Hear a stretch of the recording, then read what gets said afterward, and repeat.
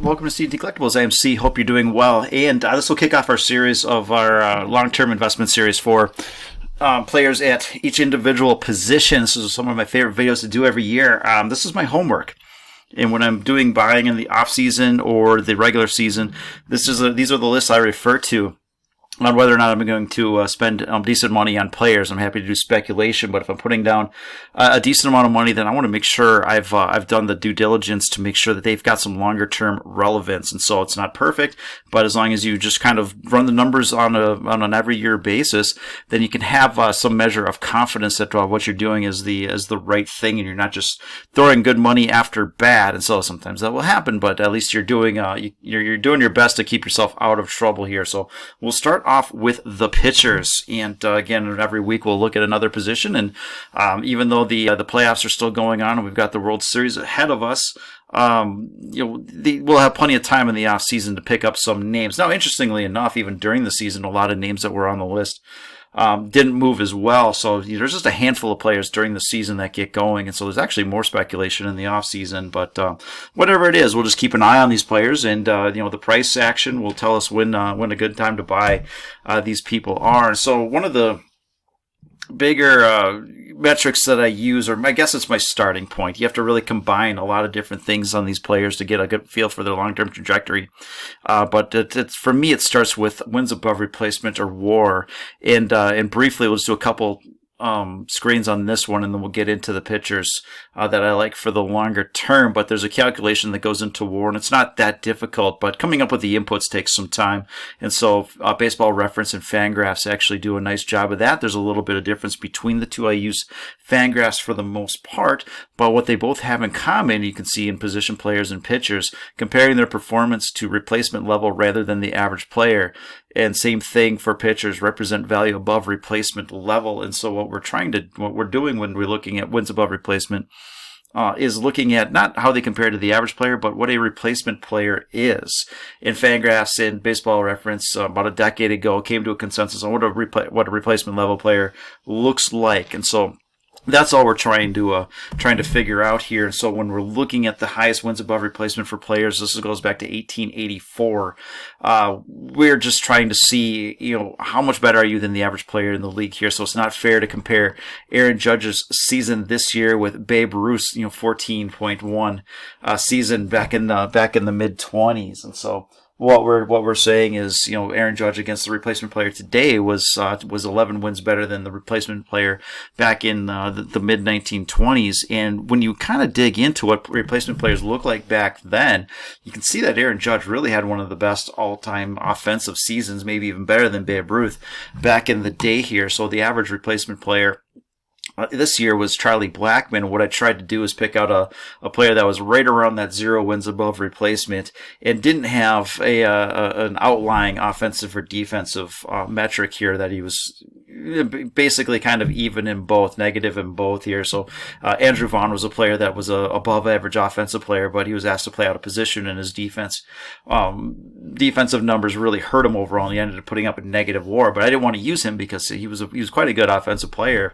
for the most part. But if you take someone who's mostly replacement level, then this is what you get. And so Charlie Blackmon in 2022, he was a 264 hitter, 16 home runs, 733 OPS, 89 weighted runs created. Go back a decade, we can see Aramis Ramirez with a 241 average, 25 home runs, and 94 weighted runs created with a 746 OPS. Ron Coomer in 2000, 270 average, 732 OPS, and it really starts to drop off a cliff here. So we can look back in the 1920s and see what the average replacement player looked like, and it was someone like Patsy Garrity with a 245 average, 3 home runs, 629 OPS. And so when I look at Babe Ruth getting 14 wins more than a player like that, I can say, oh, that's, he should do that.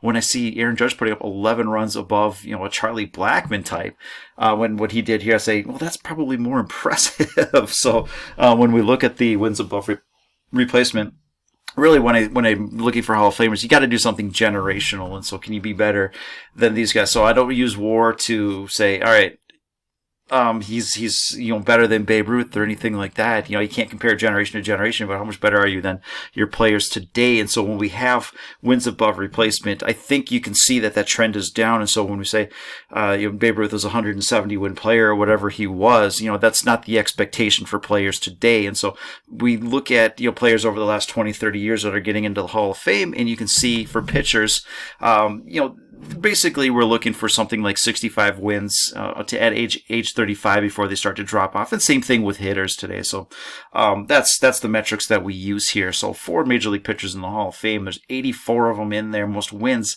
belongs to Cy Young with 511. He's the class of 37. Most strikeouts belongs to Nolan Ryan, class of 99. Most shutouts, Big Train Walter Johnson, the class of 36. That inaugural class 300 win club, there's 23 members of that, and there's 14 members of the 3,000 strikeout club. All right. And so what we're looking at from here, because we have so many pitchers and a lot of them are relievers, we're just looking at starters that have been inducted by the Baseball Writers Association since 1980. There's 19 of them. The highest wins above replacement belongs to Greg Maddux, class of 14. The fewest wins above replacement belongs to Jim Palmer, a class of 1990 with 56. Again, our target on this is let's get to 65 wins by age 35. Get up around 75 or 80. You are that kind of the inner tier player here, but we'll be tracking at 65 to 35. So early start, age 19, John Drysdale, Jim Palmer, Nolan Ryan, and Bert Blyleven. And the latest start was age 25 by Phil Niekro here. So coming up at age 19, 20, that's certainly an advantage, but you can get it done by coming up a little bit later as a pitcher as well. Pitchers are a bit different animal in this game. You can have certain stats, certain numbers, a certain wins above replacement, but hardware also plays a role here. So there's a few players that are getting a start here. It's a little too young to say they're on any sort of path. It'll take a few more years to do that, but they're worth monitoring. And their prices are commensurate to that. All these players you should be able to pick up fairly cheaply. So Spencer Strider might be the outlier on that one because he had such a terrific year. He's going to be a little bit more relevant. But don't forget about some of these other players. And so what we're looking at is their age, 23. What is their Fangraphs WAR? And the average Hall of Famer at that time, what did they have? And so we can look at a player like Spencer Strider and say, all right, he's about a half a year off the track. If he continues to do what he's doing, he can probably make that up relatively quickly. Alek Manoah, another player that had a great season, age 24. He has 6.1 wins to his name. 10.66 is the average Hall of Famer. So he's about a year and a half off the path as well. So he'll have to continue doing what he's doing here. So a lot of these other players, same thing. Dylan Cease, terrific season, 26 years old, 9.3 wins to his name. The average Hall of Famer at this point in their career has nearly 21 wins to their name. So he's very much off the path. As good as he's been, can he consistently, put up 6 or 7 wins for the next few years and close that gap? So, the average Hall of Famer trajectory is about 4 to 5 wins on an annual basis. And so if you're sitting 11 wins behind that, then you're going to have some of those 6 or 7 win seasons to start closing the gap or start adding some hardware to be in that conversation. So again, these are players that I would consider more speculative. I wouldn't pay a whole lot for, but down the road they could turn into something, and we'll keep monitoring them. All right, before we go too far, let's not forget about a couple of players who may be punching their ticket in the next few years here. It may present some nice relative value because honestly, people aren't thinking about them right now. So C. Sabathia, 251 wins, over 3,000 strikeouts, 375 ERA, 66 wins above replacement, 6 All-Star games. He had a Cy Young, and he was in the top 5 of Cy Young voting 5 times. And K-Rod, 437 saves, 1,100 strikeouts, 286 wins above replacement, 286 ERA, 16 wins above replacement, 6 All-Star games, 3 top 5 Cy Youngs, and he holds the single season save record with 62 in '08. So CC Sabathia, you can see what he's done. Anybody who's struck out 3,000 batters is in the Hall of Fame, with the exception of someone who maybe took a little something that they shouldn't have, or a couple of pitchers who are still going strong, and somebody that the baseball writers, well, for one reason or another, they didn't care to put him in. K-Rod, kind of the same thing here. He's 4th all time in saves. The 3 people ahead of him are in the Hall of Fame. And he does have a decent level of WAR 7. So what's your best 7 years? What are the WAR? And I don't think that it applies much for relievers. What we're really looking for on this one is Billy Wagner, who's in his 8th season as of Hall of Fame voting. If he gets in, then this should punch Francisco Rodriguez's ticket in the next couple of years. So probably not getting in right away, but would be considered, and I would say highly likely if Billy Wagner gets in. But if you like players like Kimbrel and Kenley Jansen, then you have to really, really like K-Rod. So, all right. Here's some players that are notable. People like to collect. They're a little bit older, but they're pretty far off the track. And so Max Fried's 28 years old, and he's sitting at 13.8 wins above replacement. The Hall of Famer at his age, at age 28, 31.82. So you're looking at a differential of about 18 wins, or about 4 years off the track. And so he'll have to really step it up, win some hardware, and force the issue. I don't know about the 3,000 Ks. You need another 2,400. And if you consider, 200 a year, he'll have to continue to do that until age 40. So for me, he's off the list. He's got an All-Star game. He's got a Cy Young top 5 finish and a couple of Gold Gloves, but that may not be enough. Carlos Rodon the last couple of years has been pretty terrific.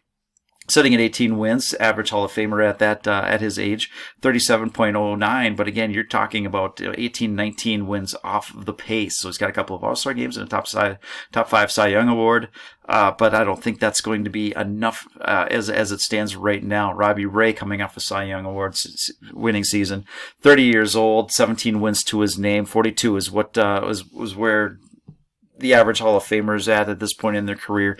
Again, All-Star Game, Cy Young Award, but a player that I will not be putting any decent money towards. Unfortunately, some things may change. I may miss out, and that's how it goes. All right, let's get started with our top targets here. So Chris Sale, age 33, to get to 65 wins by age 55, he needs to average nearly 10 wins a year. He has not pitched of any significance since 2019, which has really taken him off the track. You can see that trajectory was a beautiful trajectory, going really well with the average Hall of Famer.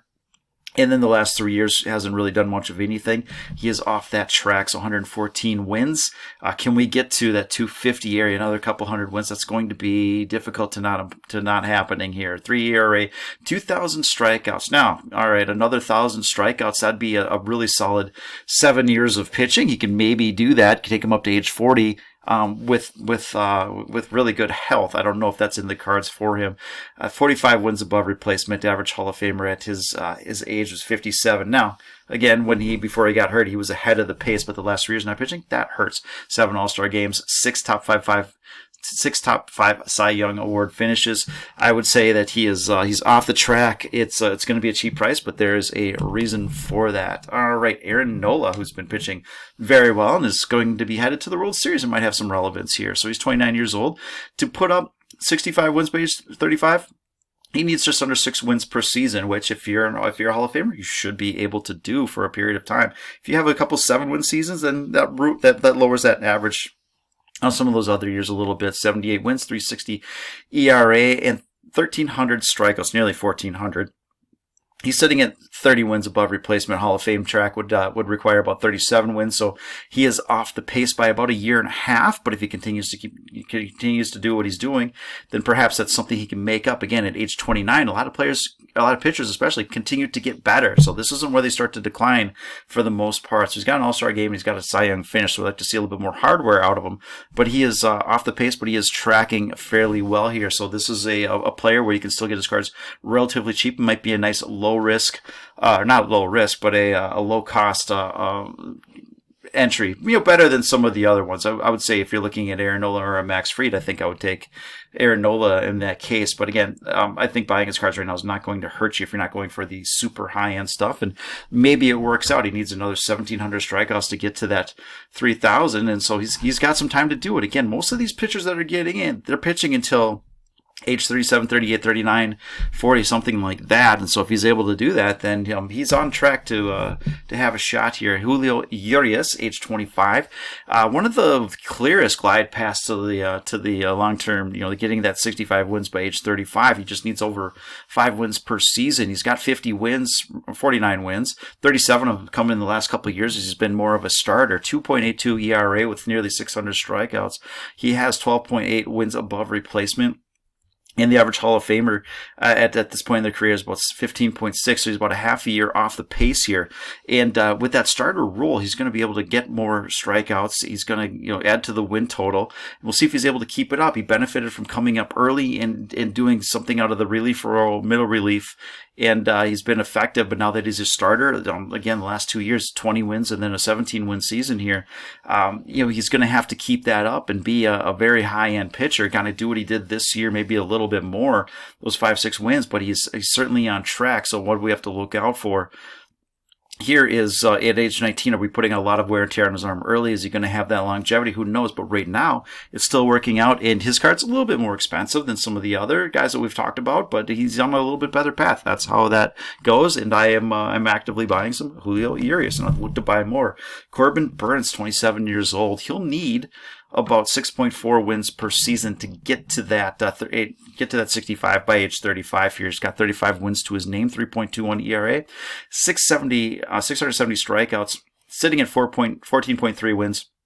And the average Hall of Famer's got about 26 wins to their credit here, so he's off the pace by about 12 wins per or about 3 seasons. You can see he got a bit of a later start here, but the trajectory has been pretty straight up. So he does have a Cy Young award and a couple of All-Star games, and I think that's going to that will help him again with the pitchers as long as you're competent. But if you have a lot of hardware, then that really helps your case here. So the trajectory again, because of that late start, his cards, again, not terribly expensive or anything like that, but be aware of the risks here. He did start a little bit later, and it's going to be very difficult for him to get to 200, 250 wins where players are getting to these days. And if you look at the strikeouts again, he's going to have to put up another, call it 2,500 or 2,300 strikeouts over the next decade or something like that. And so that's a tall order. You're talking about 200 plus strikeouts every year from here on out. And so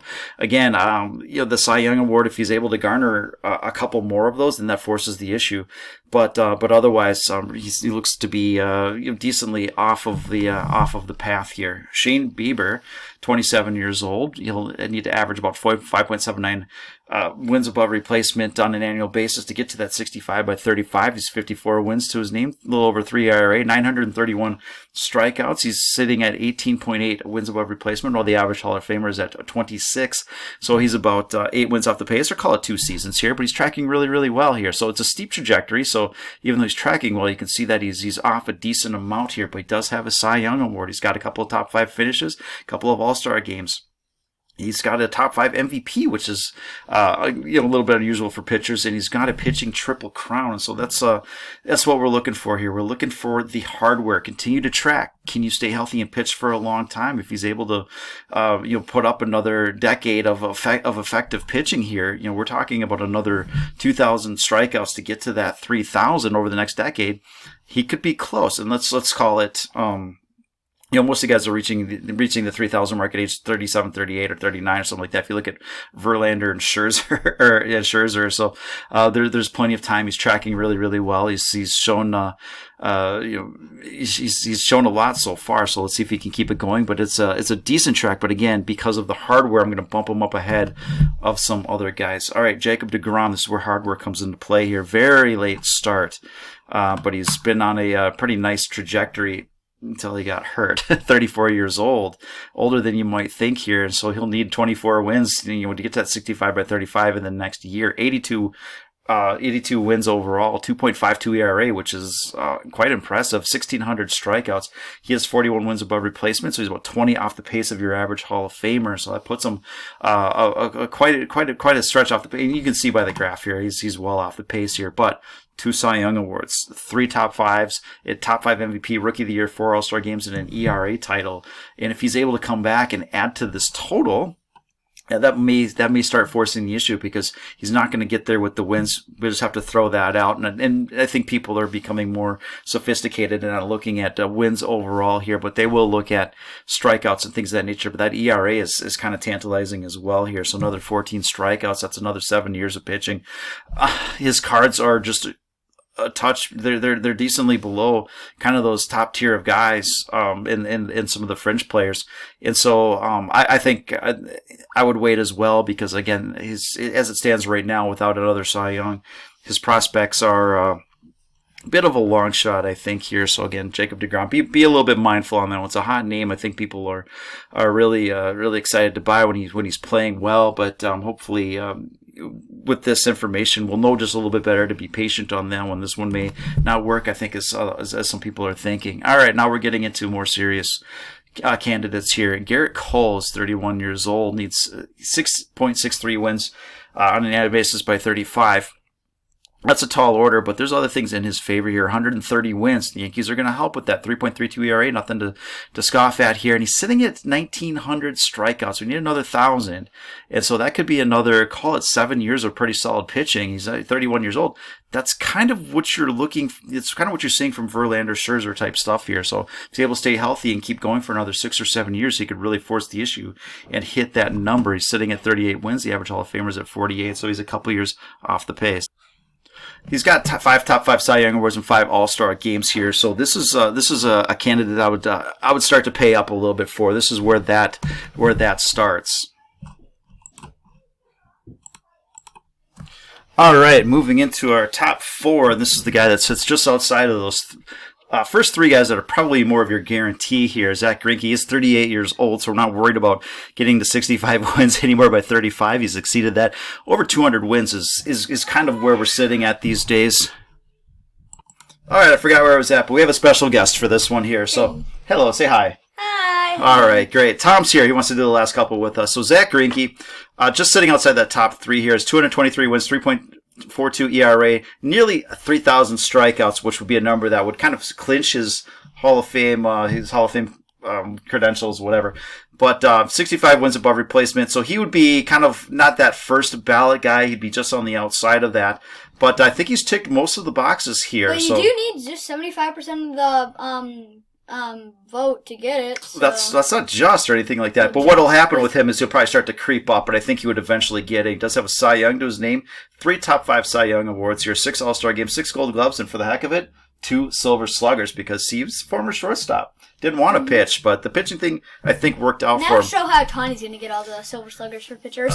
Yeah, he might. All right, so we've got a nice uptrend here in his wins above replacement. What I'd really like to see out of him, I believe he's in at some point here. If he's able to hang around for a couple more years and get those strikeouts above 3,000, then I think we've got ourselves a bona fide Hall of Famer. If he stays up like Albert Pujols, so like 42 years old, then he definitely reaches that 3,000 strikeout. Yeah, if he has a Pujols-like resurgence. We got to get going here. It's a 20-minute video here. All right, Max Scherzer has 200 wins to his name. This year he eclipsed 3,000 strikeouts, 3.11 ERA, and 70 wins above replacement. We're into this is what Hall of Famers will look like. So when we're putting the other players into context, we want to see them at this level when they're a little bit older. So 3 Cy Young awards, 8 top 5 Cy Young finishes, and 8 All-Star games. This is a no-doubt Hall of Famer. We don't have to think much about it as far as pricing action. You're going to pay up for it. And he might actually win a Cy Young this year.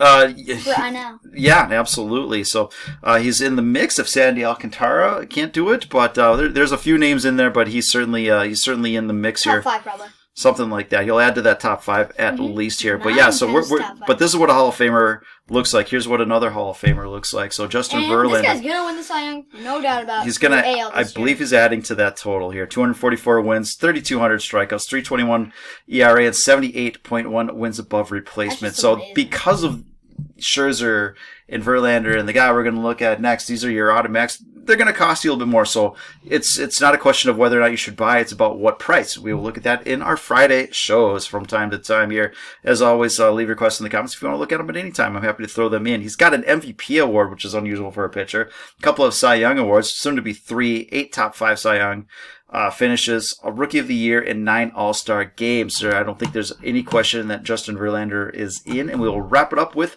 Clayton Kershaw, who came out of the gates firing and never really looked back. 2.5 career ERA. That's pretty amazing. It is, and he's 34 years old, so if he wants to throw for a few more years, he can add to these totals and start to eclipse where Scherzer and Verlander are at, who maybe just have a couple of years left, but I'm not going to bet against them, that's for sure. Nearly 200 wins for Clayton Kershaw, 2,800 strikeouts, 2.5 ERA, 73 wins above replacement. He is in now if he wants it. but I think he keeps going here, and that would only help his case here. An MVP, again, unusual for a pitcher unless you're one of the two surefire Hall of Famers on this list.